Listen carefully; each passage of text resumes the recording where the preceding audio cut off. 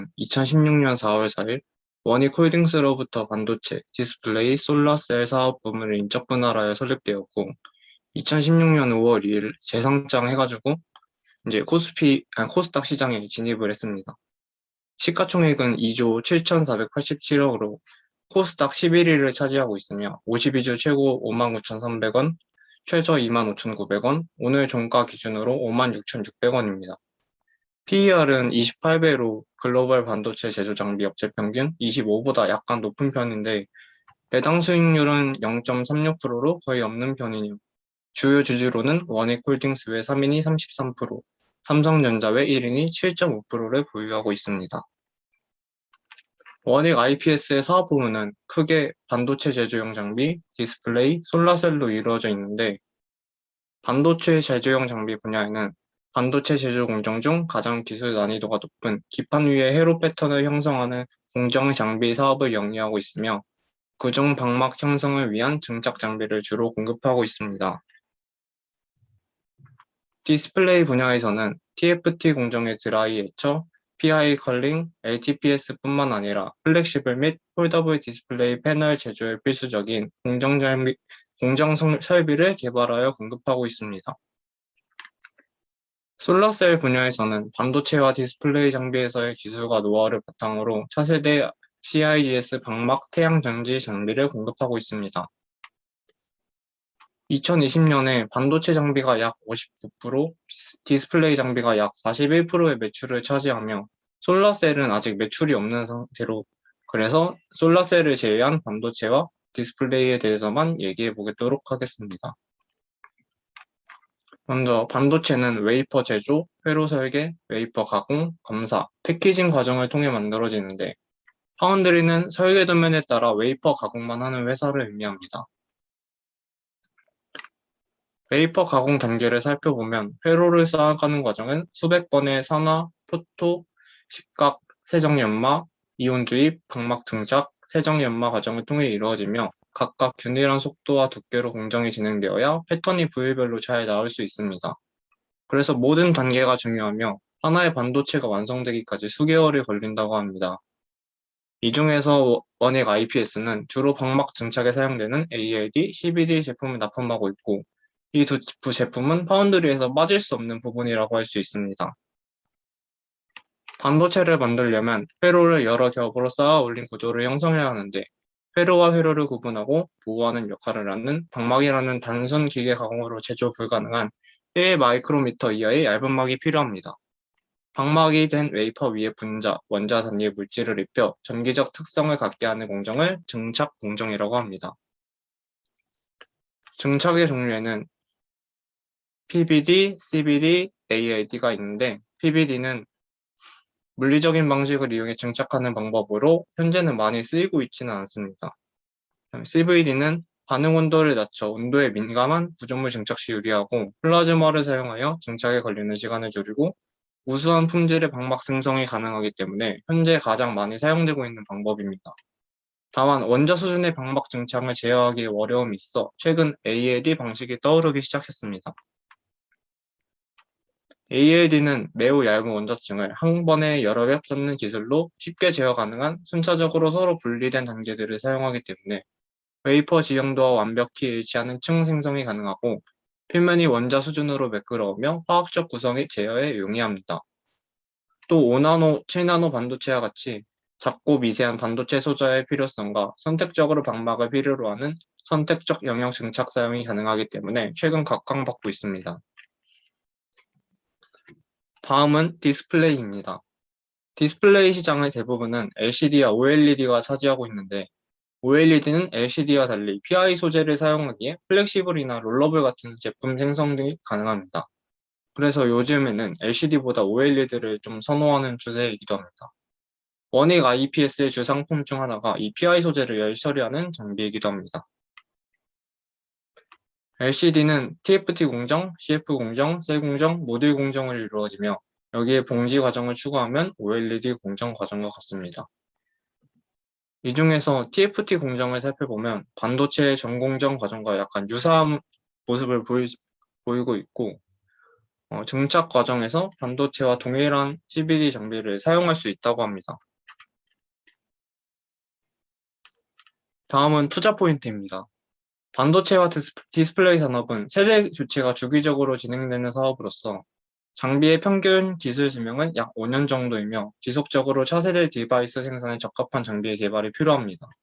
따라서 상당한 수준의 R&D 투자가 요구되며 원익 IPS의 경우 2020년 주력 산업 관련 특허 취득 76개, 2021년 105개, 또 최근 5년 실적과 연구 비용 모두 크게 성장한 것으로 보아 뛰어난 기술력을 가지고 있다고 할 수 있습니다.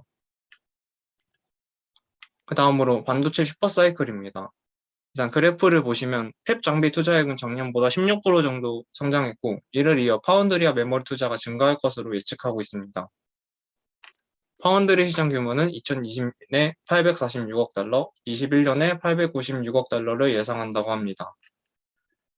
이에 반도체 파운드리 경쟁이 심화되고 있고, 또 나노 공정으로의 설비 투자 금액도 급증하고 있습니다.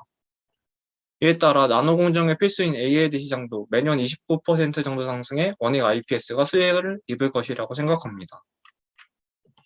실제로 올해 1월 삼성전자가 낸드에 추가 투자를 하면서 원익 IPS가 추가로 수주를 받기도 했고, 삼성전자는 오스틴 공장에 170억 달러 신규 투자 계획도 하고 있다고 합니다. 또 평택의 P3 라인을 착공도 했고, 이후 P4에서 P6 라인까지도 계획하고 있습니다. 원익 IPS는 현재 삼성 평택 화성 사업장에서 테스트 진행 중이며 P2 라인에도 상당한 양을 납품하고 있습니다. 또 얼마 전 삼성전자가 미세 공정 투자 시 비메모리형 공정 장비 국산화 전개 계획을 발표하였는데,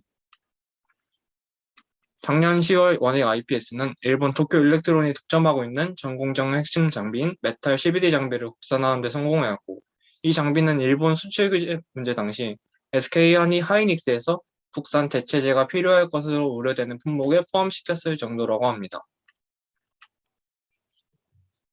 원익 IPS는 삼성전자의 5나노, 7나노 라인의 증착 장비를 공급하고 있는 만큼 삼성전자가 시스템 반도체 시장 점유율 확대 전략을 펼칠 경우 고스란히 수혜를 받을 것으로 전망되어집니다. 주요 반도체 완성업체들의 내년 장비 투자가 올해보다 54% 정도 증가할 것을 전망하고 있고, 주요 고객사의 파운드리 고객사 발주 역시 3년간 꾸준히 증가할 것으로 보입니다. 이에 앞으로 반도체 완성업체와 원익 IPS의 동반 성장이 기대됩니다. 이외에도 차량 반도체 부족으로 전기차 생산에 차질이 생기는 문제가 있었던 것처럼 반도체에 대한 수요는 계속해서 커질 것이고, 이에 따라 더 큰 성장도 기대할 수 있을 것 같습니다. 그 다음으로 디스플레이 매출의 폭발적 성장입니다. 중국의 막대한 투자로 인해 디스플레이 부분에서 가파른 성장세를 보이고 있으며 OLED 시장의 주도권도 머지않아 중국이 차지할 것으로 예상됩니다. 2019년 원익 IPS는 매출의 70%가 디스플레이 장비로 구성되어 있는 원익 테라세미콘과 합병하면서 디스플레이 부문의 투자를 늘렸고, 삼성 디스플레이 1QD 13조 투자와 중국 디스플레이 성장에 힘입어 둘을 최대 고객사로 두고 있는 원익 IPS의 디스플레이 매출도 폭발적인 성장을 보여주고 있습니다. 다음으로 리스크입니다. 최근 유럽이 2030년까지 180조 반도체 투자 계획을 발표했고, 인텔도 파운드리 22조 투자 계획을 발표했습니다. 원익 IPS의 매출은 삼성전자에 의존을 많이 하는 경향이 있기 때문에 삼성전자가 반도체 패권 전쟁에서 밀린다면, 또 미국과 유럽이 반도체 자립을 이뤄낸다면 원익 IPS의 주가 하락도 피하지 못할 것으로 예상됩니다. 하지만 삼성전자의 그간의 행보를 보면 파운드리에 투자를 늘려 치킨 게임에서 약간 이기려고 할 것이기 때문에 이게 큰 리스크가 되리라고는 생각하지는 않습니다. 다음으로 기업 가치 평가입니다.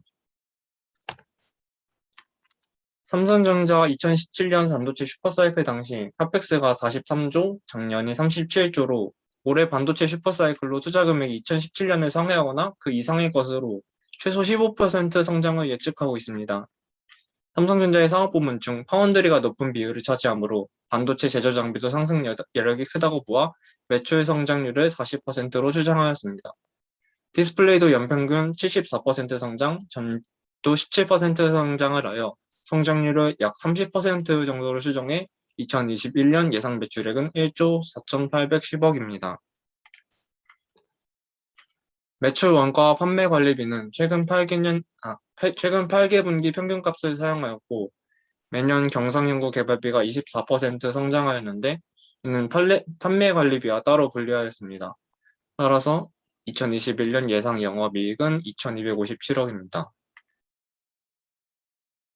영업의 손익은 작년 5개년 평균을 사용하였고, 법인세는 24% 541억 원으로 2021년 예상 당기순이익은 1,714억입니다. 해서 계산하면 EPS는 3,491원이고 글로벌 반도체 제조 장비 업체 평균 PER이 25이고 원익 IPS가 삼성전자에 의존하는 경향이 커서 멀티플 한 20배 정도를 주면 목표 주가는 69,820원으로 2020년 24%의 상승 여력이 있습니다. 따라서 반도체 슈퍼사이클에 올라타고 싶으면 매수하시면 될 것 같습니다. 감사합니다.